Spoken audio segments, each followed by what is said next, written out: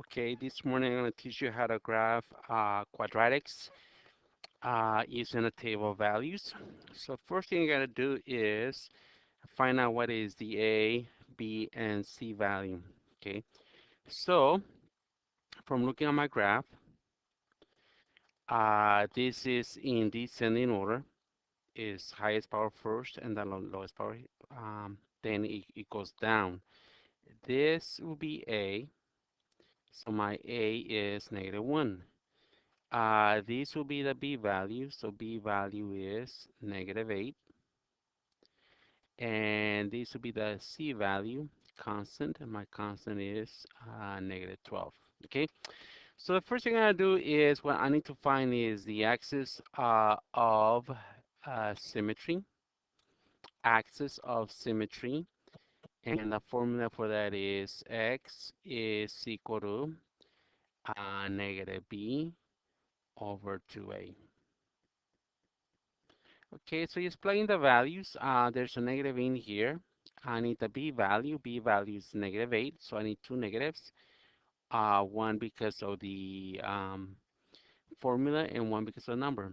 -8 all over 2 times a, 2 times a. What is the a value? A value is -1. If it's negative, you must put in parentheses. So negative negative will give me +8, and 2 times -1 will give me -2. And the x value is, I'm sorry, 8 divided by -2 will give you -4. Okay, once you do that, is what you need to do is now put the t-table, table of values, and this will be the table of values. Now, the way you do it is you pick numbers. X is the independent, so pick any numbers you want. In this case, you have to start with that number. So my first number is -4. -4.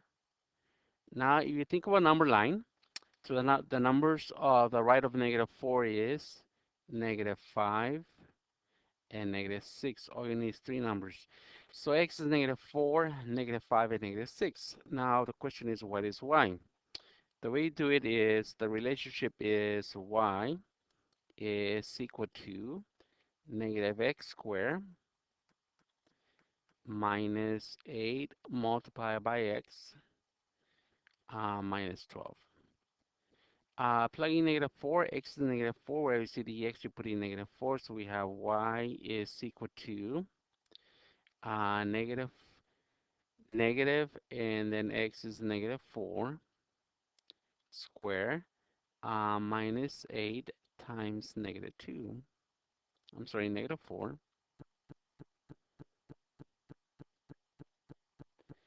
minus 12. So what I did is I substituted -4 for x. Now simplify it.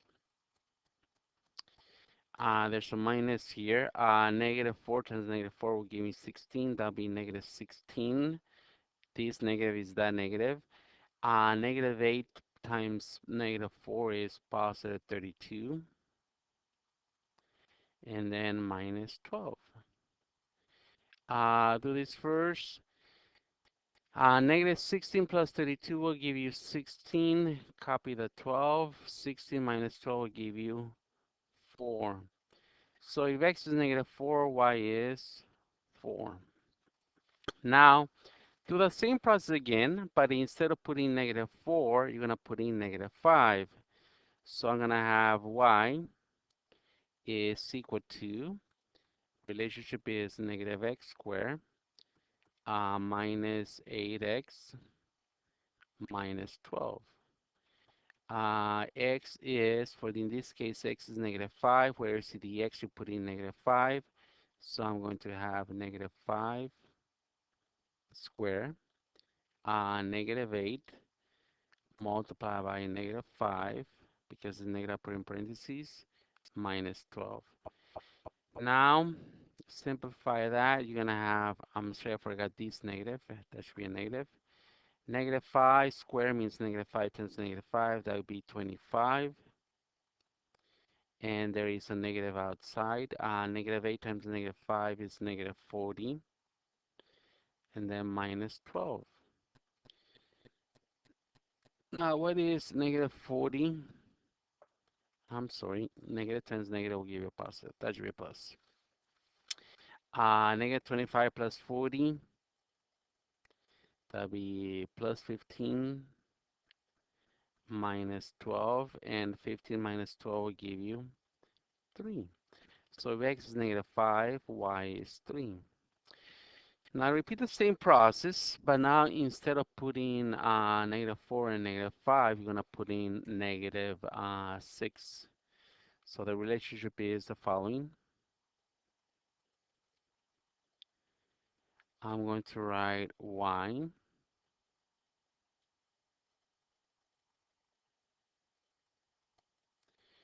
y is equal to, copy the equation, negative x squared minus 8x minus 12. In this case, x is negative 6. Where you see the x, you put in negative 6. So we have negative because of the formula. And then x is negative 6 squared minus 8 multiplied by x. X is negative 6. Because it's negative, you must put in parentheses minus 12. So we get y is equal to simplify. Negative 6 squared means negative 6 times negative 6. Negative times negative will give you a positive 36, and there's a negative in here in front of it. Negative 8 multiplied by negative 8 will give you positive 48, and this would always be minus 12. Now let's simplify this. Negative 36 plus 48 will give you 12, and 12 minus 12 will give you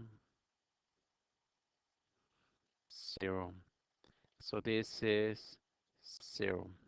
Okay, so first you must plug in the values. Once you have the table of values, is your graph is basically practically done already. So what I'm gonna do is I'm gonna put in the x and y axis. So I'm going to do this is my x,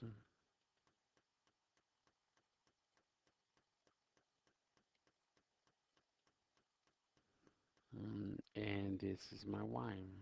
I'm sorry, this is my y and this is my x. So now gotta change the ending here because remember this, the axis, it goes on forever. So that means it goes on forever. Now, plot these points. I need a point at negative 4 and 4. Remember, this is my x-axis and this is my y-axis. So if x is negative 4, I'm going to go 1, 2, 3, 4, and y is 4, 1, 2, 3, 4. Now, if x is negative 5, I go to negative 5, 1, 2, 3, 4, 5, and y is 3, 1, 2, 3. Now, if x is negative 6, I'm going to go to negative 6, and y is 0. You stay here. Now, this is called the axis symmetry. Axis symmetry is at negative 4. I want to draw a imaginary line here. What symmetry means, one side will be equal to the other side. It'll be exactly the same. So basically what I'm going to do, I'm going to grab the left side, and then this is going to copy the other side. Okay. So basically what happens here is my graph this was the first point, this was the second point, and from the second I went to the third point. So this is my graph. Now, once you're done with this, just copy the left side and the right side, okay? So basically the other side will be here, and the other side will be right here. And then I'm just gonna copy this right here.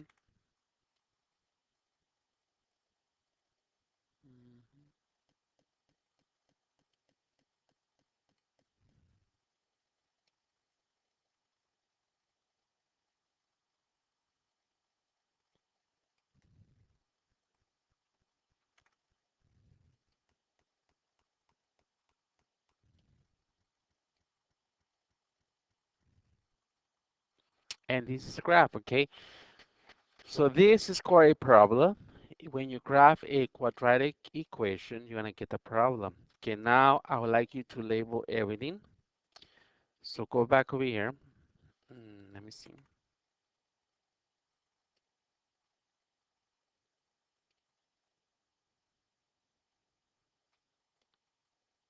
So once you do graph, make a little table like this and label everything. Okay. X-intercept, where does the line cross the x-axis? These are my x-intercepts.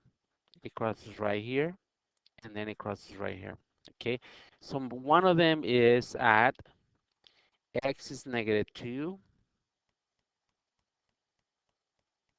0, and the other x-intercept is right here at -1, 2, 3, 4, 5, 6, -6, comma 0. That is the other one. Okay. The y-intercept is not obvious right here if it doesn't cross the blank. Vertex, this is the vertex. That is a point in the very, very middle of the parabola. So that is known as the vertex. So what is the order pair of that point? X is 1, 2, 3, 4. 1, 2, 3, 4. So the vertex is at -4. X is -4 and y is 4. I'm sorry, it should have been right here, not over there. That is my vertex. Now, how to decide if that's a maximum or minimum? Think of an airplane going in this direction. Okay, is the highest point reached by the airplane or the lowest point? Okay, because so that is the highest point. So the vertex will be a maximum. Maximum. Okay, basically the word is maximum, meaning the highest point. And when I do here, I abbreviate it, so I only write max. The vertex is a max. If it's the lowest point, it'll be a minimum or min. Okay. Concavity, if you look at the parabola, does it open up or does it open down? Okay. Because it stops right here, it's opening down. So my concavity is down. And my axis symmetry is x is equal to -4. That's where the left side and the right side are equal. -4. Okay, so at x equal to -4, that is, I think of the axis symmetry as a mirror. If I put a mirror right here, whatever's on this side is the same side over here. You see the same thing. Now, domain. What does domain mean? When you're talking about domains, you're talking about the x values. Now, does this graph use all the x's? Okay. Now, remember, this means that it goes on forever. Okay. If I was to break this up, it keeps going to the right always, and it's always going down. Okay, I'm never gonna go to the right, and this will never go up. It's always gonna be going this way. If you do the same here, it's always gonna be going to the right, and this will always keep going to the down. Okay, so now domain, do I use all the x values? Well, it goes forever on the left, it goes forever on the right. So on the left side, the domain goes all the way to infinity. That means because it doesn't stop, it keeps going and going forever. Now, the positive x direction. Does this graph go forever in the x direction? And the answer is yes, it goes on forever, so my answer will be infinity. Okay. Now, range is the same thing, but you're not looking at the x values, you're looking at the y values. Okay. Now, let's look at the negative y direction. Does this graph go forever in the negative y direction? Well, this tells me that yes, it goes forever, so it'll be negative infinity. It goes to negative infinity. Now, does it go forever up? No, it stops right here. Okay, and that point is 1, 2, 3, 4. So this will be 4, and this will be a bracket. It wouldn't be parentheses. Okay, what the parentheses means is it doesn't stop. It keeps going on forever. Okay, if you put a bracket, you say, you know what? It stops right here. It doesn't go past 4. Okay, if you look at the parabola, what's in green, it stops at 4. Doesn't go any further. So that's it. Okay, so first graph it and then complete this table. Remember, if it's not obvious that it crosses the y-axis, leave it blank. It's gonna cross somewhere way down here, but leave it blank. If you cannot get it from your graph, leave it blank for now. Okay, now let me give you another example. Example number 2 is same question. They asked me to graph it. So what I'm going to do is I'm going to do the following. First, I need the axis symmetry. Number one, I need the axis symmetry. So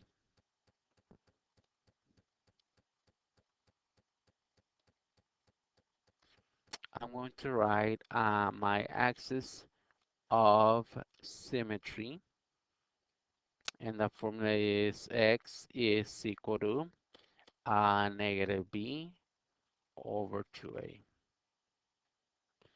And remember, whatever you see here, that is the a value.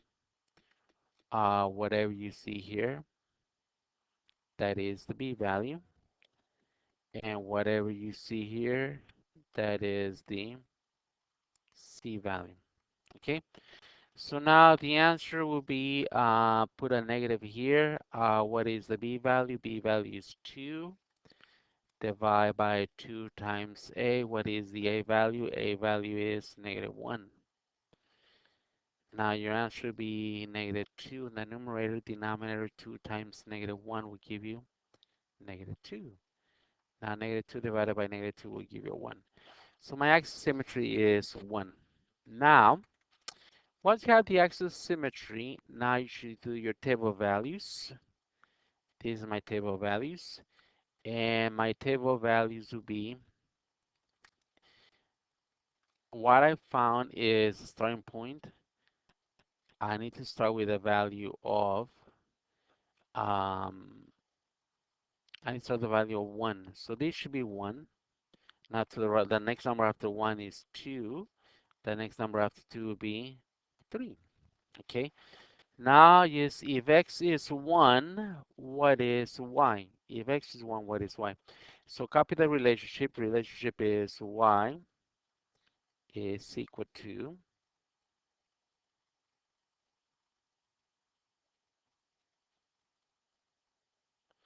now where we see the x, you put in the number 1. So I'm going to have y is equal to negative 1 square. Okay, very important. The only thing that's been squared is the x, not the negative. Okay, so I put the 1, only the 1, not the negative. Plus 2 times x, and x is 1 minus 3. Now, 1 square will give you, that's 1 times 1, so that's going to give you a 1, and the negative remains on the outside because you're not squaring it. 2 times 1 will give you 2 minus 3.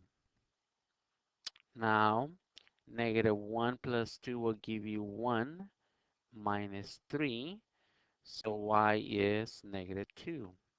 So here you're going to put in negative 2. So if x is 1, y is negative 2. Now, I need to do the same process all over again, but instead of the 1, I'm going to put in the 2. Let me copy this.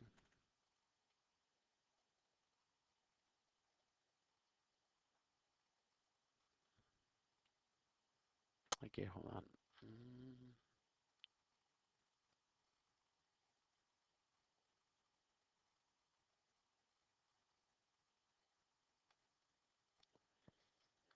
Mm, the problem I have with that is I don't need the 2. I don't need it. Okay, now copy the relationship. This is a relationship. I'm sorry, I forgot the y. So y is equal to that. Now, where you see the x, you put in the number 2. So we're going to have y is equal to negative 2 square. Once again, the only thing I'm squaring is the 2, not the negative, only the 2, plus 2 multiplied by x. X is 2 minus 3. 2 square will give you 4, so here this will be negative 4. Once again, the only thing that I'm squaring is the 2, not the negative, only the 2. And then 2 plus 2 will give me 4 minus 3. Simplify that is negative 4 plus 4 will give you 0, and 0 minus 3 will give you negative 3. So if x is 2, y is negative 3. Now repeat the same process, but instead of putting 2, you're going to be putting the number 3. So,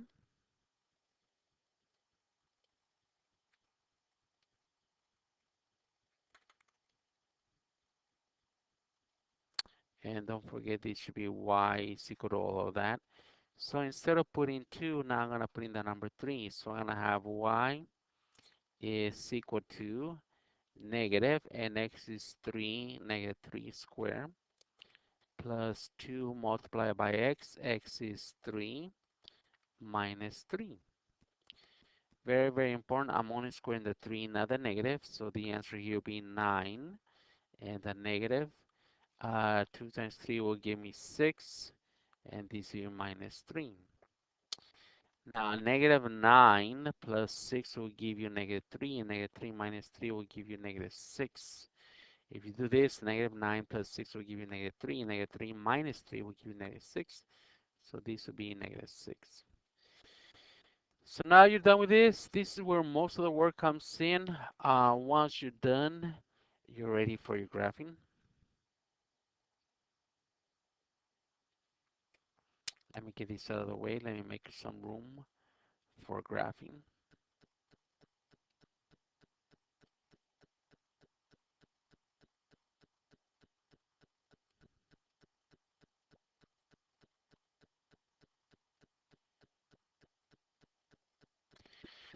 Okay, so I'm gonna be graphing. So put in your x and y axis. Hold on. So this is my x-axis. I'm sorry, my y, and this is my x-axis. So this is the x, and this is a y. Now I'm gonna grab the point x is 1 and y is negative 2. X is 1 and y is negative 2. It's right here.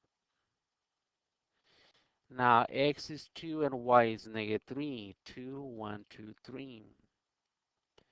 And x is 3, y is negative 6. 1, 2, 3. 1, 2, 3, 4, 5, 6. One of the things I learned is if you write right here, the x is going to move you left and right, and the y has to move you up or down, okay? Because the mistakes, the most common mistake that I get is the following. They go one up and they go two to the left. Okay, remember the x has to move you left or right. If it's positive, you go to the right. If it's negative, you go to the left. If it's zero, you stay there. The y, same thing. If it's positive, you go up. If it's negative, you go down. If it's zero, you stay there. Don't go anywhere. Okay. Now, connect these points. Connect them. Connect the first point to the second point.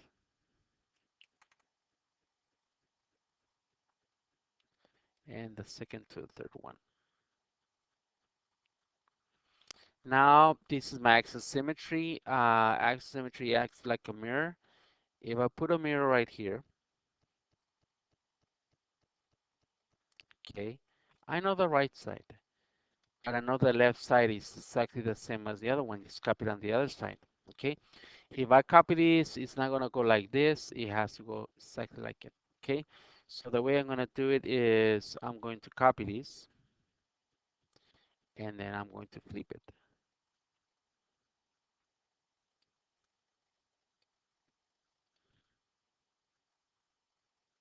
And then copy this, and then flip it.